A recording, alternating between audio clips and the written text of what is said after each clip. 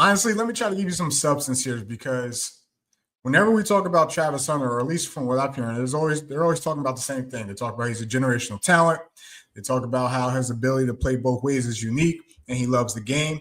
Let me try to give you the real scouting report on Travis Hunter. We doing everything they talk about. You know I'm everything a boss about. Not putting work and gotta toss them. Yeah. It's let's break this down a little bit and provide a little bit of substance rather than just talking about like he's a good person. Obviously, he loves the game. He could play both ways. Generational talent. Let's dive into his skill set, where he'll be a best fit, what position works best for him. You guys let me know what you think. But obviously, it's an interactive show. Locker room, drop a comment. Let me know what you think about this topic. But I'm going to give you the real scouting report on the athlete, cornerback, receiver from University of Colorado, formerly of Jackson State. That is Mr. Travis Hunter, the projected number one player on a lot of people's boards heading into this draft. Probably got to go top 5, and we'll debate about that at the end. You let me know based on what I'm about to give you. Where do you think Travis Hunter will play? Where do you think he will go? Or even if I'm right or not. But let's break this down a little bit. So Travis Hunter, what is Travis Hunter? In my humble opinion, Travis Hunter is a cornerback who could play receiver, not the other way around. And yes, there's a difference. When you're a receiver, you're playing with an advantage. You know where the play is going. You're playing knowing where to go, where the holes are going to open. You're relying on, athleticism. You have the advantage in the playmaking ability. When you're a cornerback, it's all reactive. It's all reading the play, reading the coverage, reading the stems. You rely a little bit more on technique and instincts. All right. So it's easier for a cornerback to play receiver than it is for a receiver to play cornerback, if that makes sense. As a receiver, the scouting report with Travis is, he's more of an intermediate, medium route runner is his best game. Deep ball, you don't really see like a lot of posts. You'll see every once in a while a fade ball. A lot of times when you see Travis going deep, it's him converting after Shador is doing a scramble drill. I think his best fit is the intermediate game route, the quick game route, the screen routes. That's where his strength is as a receiver. I don't think he's overly talented. I won't say talented. I don't think he's an overly great route runner. I don't think he's someone that's going to dice you up. I think, someone who's quick as hell, I'll give him that. But he's not going to hit you with a lot of stems. You give him a little bit of room and it's night-night. And we've seen that multiple times throughout his college career where he's taken a screen, a hitch, a dig, and gotten an extra 20, 30, 40 yards. Great ball skills, right? Huge hands. And he traps the ball with his hands. Like once he catches it, the ball doesn't move. You see now on the offensive side, you see on the defensive side. Nobody catches more contested balls than Travis Hunter. Like they have been all night on first down. Shot play down the middle. Travis Hunter. What a adjustment. Regarding catch versus no catch. Yeah, you can see where that happened. In my opinion, especially in the NFL, he'd be a great number 2, number 3 receiver type of player. I don't think, at least right now, maybe he could develop into it. I don't think he's a true number 1. I don't think he's going to come in and be your A.J. Browns, your Justin Jeffersons, your CeeDee Lamb type, Jamar Chase type of guys. I think especially if he's playing both ways, I think he's going to be better off not being the guy on offense, but part of the plan offensively.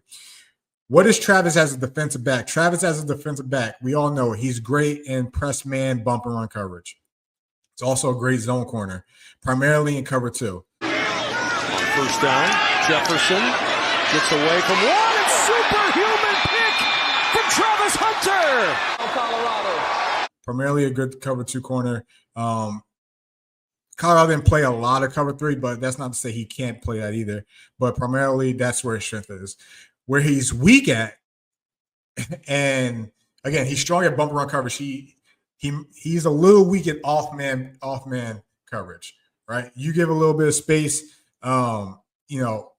that's where he doesn't excel as much as he does when he's right up in your grill pressing you off the line of scrimmage. Again, great in man, bump and run coverage, great zone corner, primarily in cover 2. Not great when it comes to playing off man. All right. Don't get mad at me. Just look at the film. All right. Super instinctive. Knows how to bait quarterbacks. Knows when to pass off his route to break onto another route. We've seen that multiple times. TCU. 3rd down. Morris. Intercepted. What? Was wide open from the booth. 100 times out of 100. I see. 2 years ago. We've seen that in UCF this year. We've seen that UCLA 2 years ago. Man pre-snap and then comes off of it, completely confuses Garber. Plays zone, great disguise. Now, I don't know if he secured the fight. Then he sinks in coverage. Right? So he's great when it comes to that. Obviously, he's not a great tackler, but he will do it when he has to. For example, we talked about earlier in the game where he made that tackle in overtime and forced a fumble for Colorado to get the win. I believe it was against North Dakota State in that opening game. So scouting player as a receiver, scouting player as a DB. That's what the film tells me. Locker room, drop a comment. Let me know if you think otherwise. All right. What's the best fit for Travis and why? In my opinion, he is a cornerback in the league. That's my opinion. And again, I said before, he's better playing as a number 2 or number 3 receiver on offense. So that means he'll come in on packages or sparingly, however you want to do it. Now, this may cause some controversy, but in my opinion, if Travis is going to play both ways in the NFL, he needs to be on a defense that is primarily a zone-based defense. Whether it's the Pete Carroll, Seattle Seahawks, now Las Vegas Raiders defense, where primarily they're one high, cover 1, cover 3, press man, or you go into a Tampa 2 type of defense. If he wants to play both ways, I think he will benefit more in the zone-based defense. Why? Zone-based defense, eyes into the quarterback. You can see everything happen. Again, he's good at breaking off his routes. He's good at reacting. He's good at baiting the quarterbacks. When you're a man, especially in bumper run coverage, your back is against the quarterback. Receivers can run you off, right? You could get taken out of play by a decoy, right? So you're not really impactful enough. Now, granted, his strength is man coverage, and I believe, whoever gets him is going to want to use that to whether it's taking away, half the field or whatnot. But I think primarily if he's going to be used both ways in the NFL, he needs to be more on the zone-based defense because, again, it's going to save his energy. Again, he's going to be more involved in plays. He's got to be able to react and be able to make more creative plays in regards to, jumping routes or baiting quarterbacks. And man press coverage, you're not going to be able to do that as much. All right, you're getting taken out of play on a crosser or on a deep route with Tyreek Hill or whoever. Meanwhile, they're going to be using shallow packages and I forgot the name of the concept, to a clear out package to get you out and not even involved. So that's my 2 cents when it comes to that. All right. Offensively, again, as number 2, number 3 receiver, quick game, screens, hitches, slants. Get him in and out of his break quick, but get him the ball quick too. Right. Again, if he was in a man-based defense, doing all those doing all those coverages, running up and down the field and having to go on offense, and you keep sending him deep on comeback deep routes, whatever, you're doing him a disservice, and you're not really getting the true value of Travis Hunter in that way, in my opinion. So again, offensively, good when it comes to screen, quick game. I think he also will benefit from a team that does a lot of play action. You think Detroit Lions and Jameson Williams type of capacity and type of usage. All right. You think Vienna. You think the Minnesota Vikings, how they use quick game, how they, really focus on handling the middle of the field. I think those types of offenses are going to benefit Travis Hunter and how you get the most out of that.